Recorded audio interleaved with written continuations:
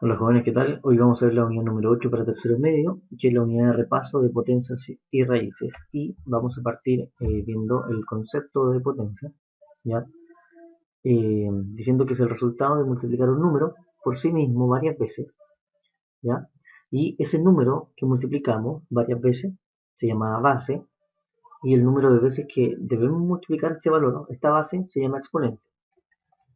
¿Ya? Eso va a depender, la cantidad de veces que yo multiplique la base, va a depender del valor numérico que tenga el exponente. Ahora, ¿cómo lo diferenciamos en el ejercicio?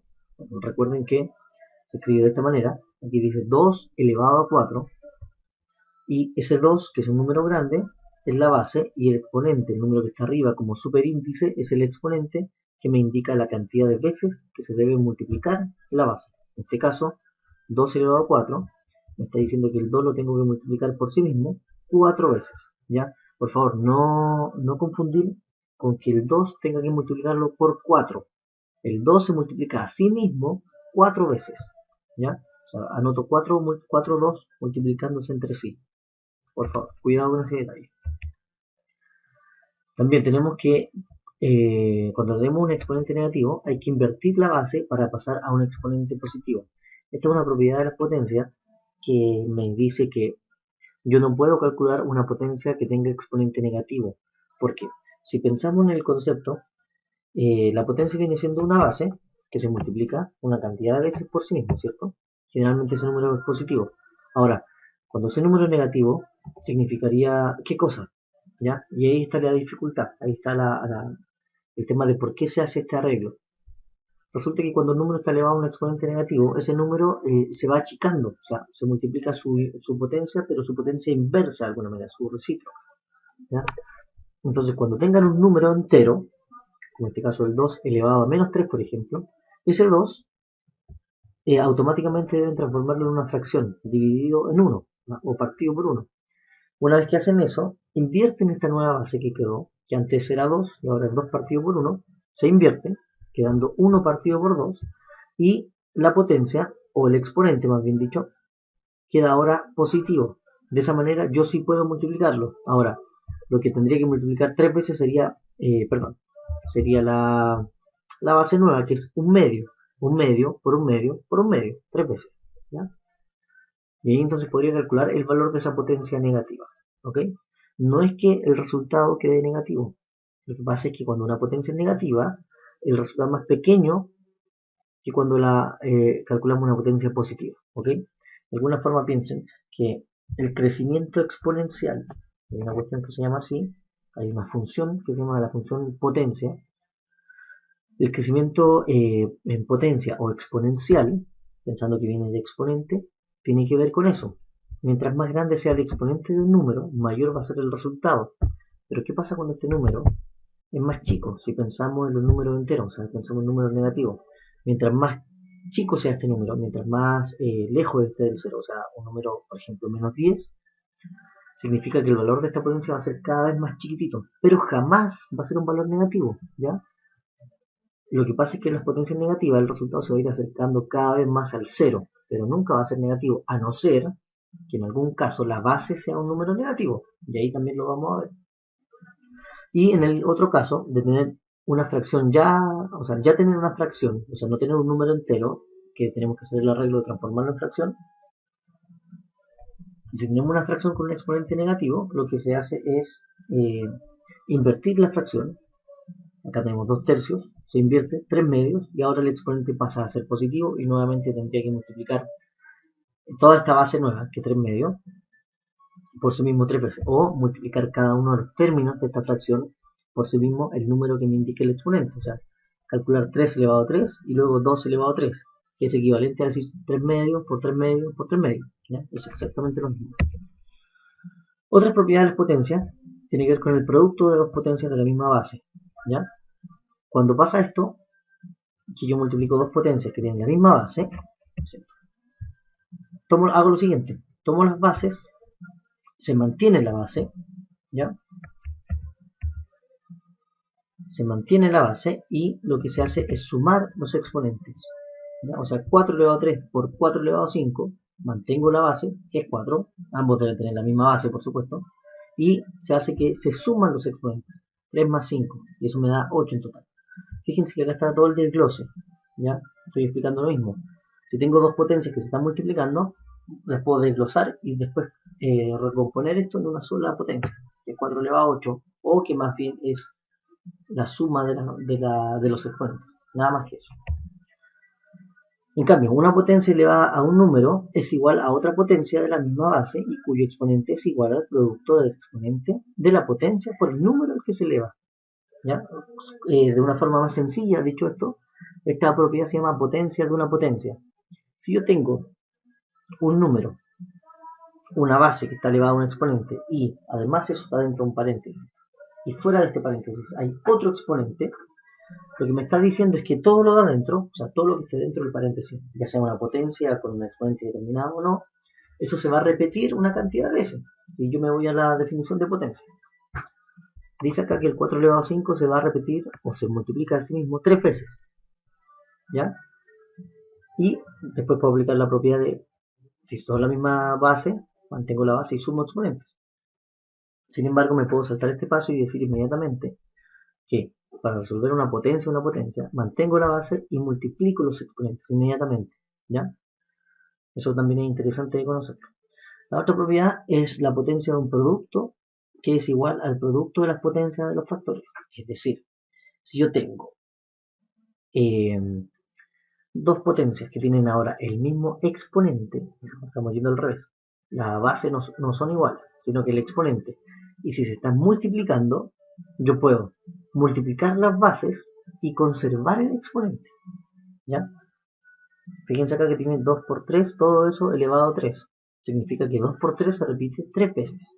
Y si yo hago el desglose y después lo reordeno, pensando que es una multiplicación, y como la multiplicación es conmutativa, es decir, esto se puede cambiar de orden y el resultado no va a alterar, el resultado, perdón, no queda alterado, obtengo que 2 por 3, todo eso elevado a 3, es equivalente a decir 2 elevado a 3 por 3 elevado a 3. ¿Ya? Puedo ir incluso de este lado al contrario, ¿ya? Para que lo tengan presente. Lo mismo pasa con la división, se aplica la misma operatoria.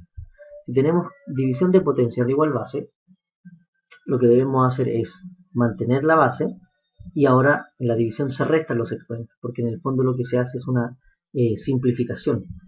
¿Ya? Por eso es posible hacerlo. Además, si tenemos una potencia de exponente 0, esto indica que el número, vale decir, la base, sea cual sea la base, un número sumamente grande, un número sumamente pequeño, si su exponente es 0, entonces el resultado de esta potencia siempre es 1. Por favor, no confundir cuando el exponente no está. Mucho cuidado con eso. Si yo escribo un número, por ejemplo 5, y si 5 no tiene aparentemente ningún exponente, significa que ese exponente es 1, no 0. Ya, tengan mucho cuidado con eso. Para yo ver si una potencia tiene exponente 0 o no, ese exponente tiene que quedar escrito. Literalmente, no puede estar ausente. Y bueno, pasamos entonces después de eso a lo que son las raíces. Y finalmente las raíces uno las logra entender si es posible que haga esta analogía con las potencias. Me refiero a que las raíces vienen siendo finalmente un tipo de potencia bien particular. ¿Cuál es esa particularidad? Que el exponente de esta potencia es un número fraccionario. ¿Ya? Fíjense que anteriormente solo vimos potencias que tenían exponente entero, ya sea negativo o positivo. Pero cuando el exponente es una fracción, un número decimal, que por ende se puede transformar en fracción,